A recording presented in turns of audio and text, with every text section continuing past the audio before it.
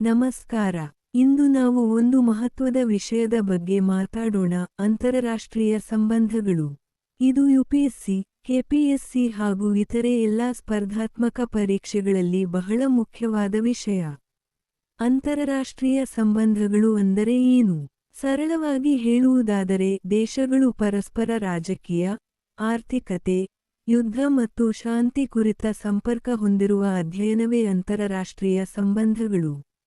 ಇದರೊಳಗೆ ಯುರೋಪ್-ಆಫ್ರಿಕಾ ತೋರಿಸುತ್ತಿರುವ ಜಗತ್ತು ವಿದೇಶಾಂಗ ನೀತಿ, ಯುರೋಪ್-ಆಫ್ರಿಕಾ ತೋರಿಸುತ್ತಿರುವ ಜಗತ್ತು ವ್ಯಾಪಾರ, ಯುರೋಪ್-ಆಫ್ರಿಕಾ ತೋರಿಸುತ್ತಿರುವ ಜಗತ್ತು ರಕ್ಷಣಾ ಒಪ್ಪಂದಗಳು, ಯುರೋಪ್-ಆಫ್ರಿಕಾ ತೋರಿಸುತ್ತಿರುವ ಜಗತ್ತು ಪರಿಸರ ಒಪ್ಪಂದಗಳು, ಯುರೋಪ್-ಆಫ್ರಿಕಾ ತೋರಿಸುತ್ತಿರುವ ಜಗತ್ತು ಅಂತರರಾಷ್ಟ್ರೀಯ ಸಂಸ್ಥೆಗಳು.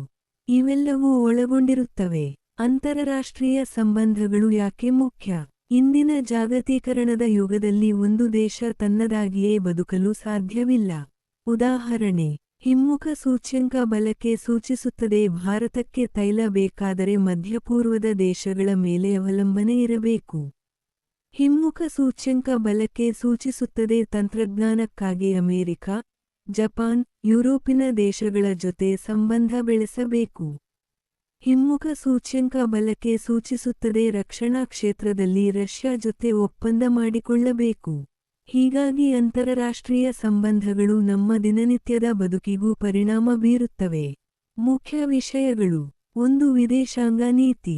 2. ಅಂತರರಾಷ್ಟ್ರೀಯ ಸಂಸ್ಥೆಗಳು, ಜಾಗತಿಕ ಸಂಘಟನೆ, ನಾಟೋ, ಬ್ರಿಕ್ಸ್, ವಿಶ್ವ ಆರೋಗ್ಯ ಸಂಸ್ಥೆ. 3. ಜಾಗತಿಕ ಸಮಸ್ಯೆಗಳು, ಉಗ್ರವಾದ, ಹವಾಮಾನ ಬದಲಾವಣೆ, ಶರಣಾರ್ಥಿಗಳ ಸಮಸ್ಯೆ. 4. ಆರ್ಥಿಕತೆ ಮತ್ತು ವ್ಯಾಪಾರ, ವಿಶ್ವ ವ್ಯಾಪಾರ ಸಂಸ್ಥೆ, ಅಂತರರಾಷ್ಟ್ರೀಯ ಹಣಕಾಸು ನಿಧಿ, ವಿಶ್ವ ಬ್ಯಾಂಕ್. 5. ಯುದ್ಧಗಳು ಮತ್ತು ಶಾಂತಿ ಒಪ್ಪಂದಗಳು, ರಷ್ಯಾ-ಉಕ್ರೇನ್ ಯುದ್ಧ, ಇಸ್ರೇಲ್ ಪ್ಯಾಲೆಸ್ಟೈನ್ ಸಮಸ್ಯೆ. ಪರೀಕ್ಷೆಗಳ ದೃಷ್ಟಿಯಿಂದ ಯುಪಿಎಸ್ಸಿ, ಕೆಪಿಎಸ್ಸಿ ಪರೀಕ್ಷೆಗಳಲ್ಲಿ ಈ ವಿಷಯ ಹೆಚ್ಚು ಪ್ರಸ್ತುತ ಘಟನೆಗಳೊಂದಿಗೆ ಸೇರಿಕೊಂಡು ಬರುತ್ತದೆ. ಉದಾಹರಣೆಗೆ, ಪ್ರಶ್ನಾರ್ಥಕ ಗುರುತು 2025ರ ಬ್ರಿಕ್ಸ್ ಶೃಂಗಸಭೆಯಲ್ಲಿ ನಡೆಯಲಿದೆ. ಪ್ರಶ್ನಾರ್ಥಕ ಗುರುತು ಭಾರತ ಯಾವ ವರ್ಷದಲ್ಲಿ ವಿಶ್ವ ವ್ಯಾಪಾರ ಸಂಸ್ಥೆಗೆ ಸೇರಿತು? ಪ್ರಶ್ನಾರ್ಥಕ ಗುರುತು ಇತ್ತೀಚಿನ ವಿದೇಶಾಂಗ ನೀತಿ ಕಾರ್ಯಕ್ರಮಗಳು ಯಾವುವು?